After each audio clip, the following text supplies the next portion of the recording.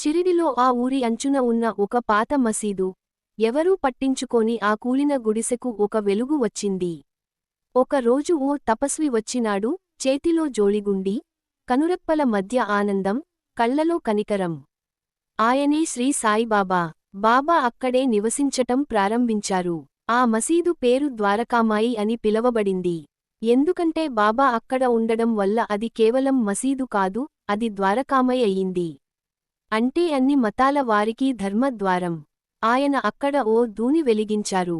ఆ నిప్పు ఎప్పటికీ ఆరిపోలేదు. బాబా తన జీవితాంతం ఆ దూని పక్కన కూర్చునేవారు. ఈ దూని నుంచి తీసిన ఉది ఎన్నో అనారోగ్యాలకు మందు అయింది. శరీరానికి కాదు, మనస్సుకు కూడా మందు.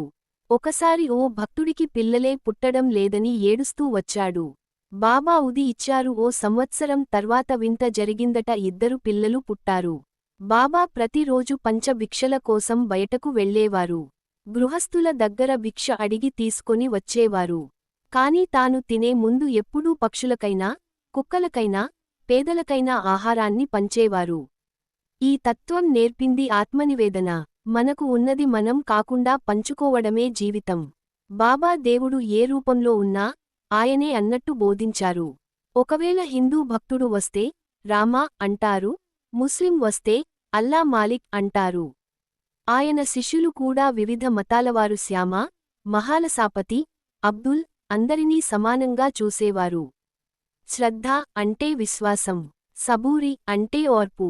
ఈ రెండు ఉంటే ఏదైనా సాధ్యమే అని బాబా అనేవారు. ఒకసారి ఓ వృద్ధురాలు తన కూతురికి పెళ్లి చేయలేక ఏడుస్తూ వచ్చింది. బాబా ఆమెను ధైర్యపెట్టి ఉది ఇచ్చారు. కొన్ని రోజులలోనే ఒక మంచి సంబంధం వచ్చింది. ఆ పెళ్లి ఘనంగా జరిగింది. ఆమె కుటుంబం బాబా పాదాల దగ్గర కన్నీళ్లతో నమస్కరించింది. ఆ పాత మసీదు ఇప్పుడు ఓ జీవంత పుణ్యక్షేత్రంగా మారింది. బాబా జీవించిన స్థలం, బాబా పడుకునే దిండి, బాబా వెలిగించిన దూని, ప్రతి మూల కూడా పావనమైనదిగా భక్తులు భావిస్తారు. అక్కడ అడుగుపెట్టిన ప్రతి ఒక్కరికీ మనసుకు ఒక ప్రశాంతత, శాంతి, ఓ శక్తి కలుగుతుంది. ఎందుకంటే ఎక్కడ బాబా ఉన్నారు, ఆయన మనతోనే ఉన్నారు. షిరిడిలో బాబా కేవలం దేవుడిగా కాకుండా ఒక స్నేహితుడిగా, గురువుగా, తండ్రిగా, కొడుకుగా ఉన్నారు. అందుకే ద్వారకామాయి అంటే భక్తులకు గృహం, గుడి, గుండె అన్నీ కలిసిన స్థలం.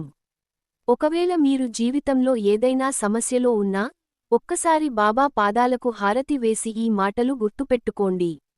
జనం ఏ రూపంలో నన్ను పిలిస్తారో నేను అదే రూపంలో వారిని చేరతాను.